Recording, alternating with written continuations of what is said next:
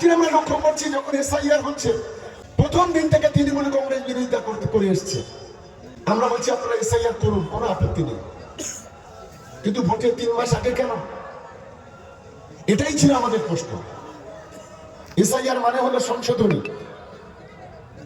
এছাড়া অন্য কিছু নয়।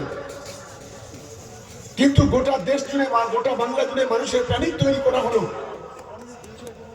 এই বিশেষ করে বিজেপি তাদের যারা নেতা এই নোংরা খেলা শুরু করে দিল। বললো 1 কোটি রোহিঙ্গা, এই শুভেন্দু অধিকারীর মতো দালাল বলেছিল।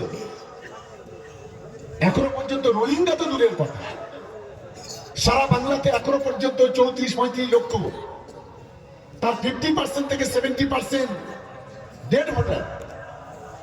আর বাদ বাকিটা কিছু মানুষ এদিক ওদিক চলে গেছে, হয়তো এই বিধানসভা থেকে ওই বিধানসভায় ভোটার হয়েছে বা যেখানে চলে গেছে। এই হচ্ছে বিষয়। শুভেন্দু অধিকারী চিৎকার করে বলেছিল বাংলাতে 1.5 কোটি ভোটার এখান থেকে বাদ যাবে, কিন্তু এসআইআর করার পরেও সেই জায়গায় তারা পৌঁছাতে পারেনি। আমাদের সকলকে বুঝতে হবে যে আমাদের তৃণমূল কংগ্রেসের যারা কর্মী তাদের বিষয়টা মাথায় রাখতে হবে। যত দিন যাবে তত কিন্তু বিভিন্ন ভাবে তৃণমূল কংগ্রেসকে কালিমালিপ্ত করার চেষ্টা করা হবে।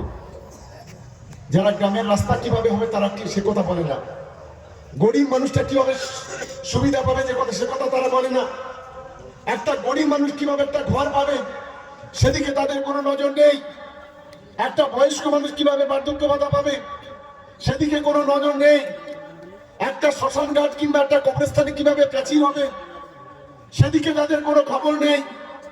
শুধুমাত্র তৃণমূল কংগ্রেসের বিরুদ্ধে, মমতা বন্দ্যোপাধ্যায়ের বিরুদ্ধে তাদের কিভাবে কালিমালিপ্ত করা যাবে, বাংলায় কিভাবে বিজেপিকে ক্ষমতায় আনা যাবে, বিজেপির হাতটাকে কিভাবে শক্তিশালী করা যাবে সেই কথা তারা বলে। আমাদের লড়াইটা সেই জায়গায়।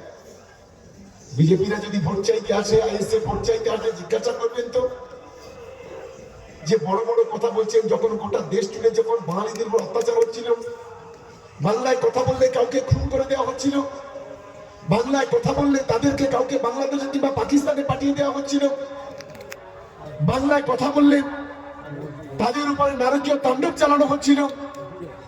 কই একদিনের জন্য তো আপনারা একটা মিছিল করেননি, একদিনের জন্য তো একটা মিটিং করেননি। বাংলার কিভাবে উন্নয়নটা হবে, কেন্দ্র 2 লক্ষ হাজার কোটি টাকা বন্ধ করে রেখেছে, কই একবারের জন্য কেন্দ্রীয় সরকারের কাছে তো দাবি করেননি।